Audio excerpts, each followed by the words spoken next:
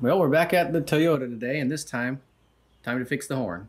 So the horn doesn't work, but I also noticed there's no click with the relay. And the relay is a pretty good place to start anyway when you're trying to figure out what's wrong with the horn. From there we can determine real quick, is the problem in the button or the wires coming from the button side, or is the problem out on the horn side? So next thing we need to do is find the relay, and we'll go from there. So the relay lives down behind this panel here left of the driver's side pedals.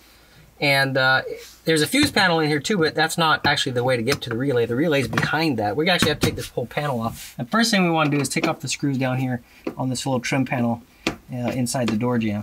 Let me get these out, and then we'll proceed with that next. So there's a couple screws out on this. We're going to pop this up and out of the way. And then from here, we got to pull this little, there's a little plastic kind of screw thing here. We'll twist this one out. Oh, my fingers just barely got it. Take that one out, little plastic screw, and then this whole panel should be able to slide right back and off. And more or less.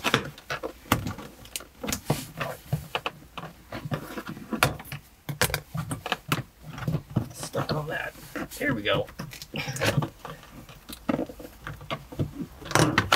There we go. All right, panel's off. That's the one we're looking for right there. So I'm going to take this off, and we'll take a look and see what we got going on. There we go. Oh, and you know what? We can already see the problem. Well, the contacts are disgusting. All right, well, let's get this out onto the bench. We'll take a look at the contacts. We'll do a test on the relay, make sure the relay is okay, and then we'll go from there. All right, so I pulled the relay out, but I also got looking back here, and these contacts are disgusting. This thing can... the entire bracket can pull right out from the side of this tab here. You got to release this thing with a little screwdriver and then get the bracket out. But we got to deal with these contacts too, because that's never going to work right. So we're going to check the relay. The coil side of the relay is the bottom pin and the left pin, if you look at it in this orientation. So with the ohm meter set on ohms, check those two pins, and we've got absolutely nothing.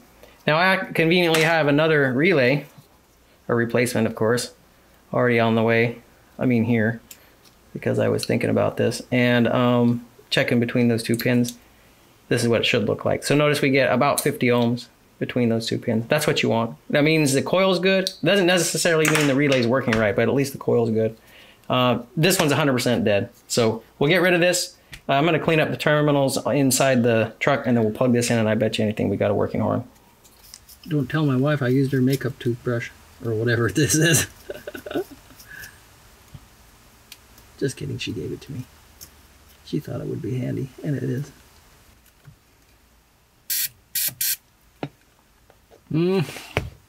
Well, let's see what happens.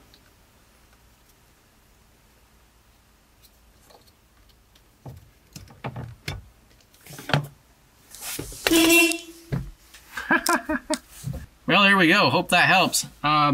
Relay's a good place to start. You can pretty quick figure out which direction to go from there if it's not the relay. But at any rate, easy one for me today. Hope that helps.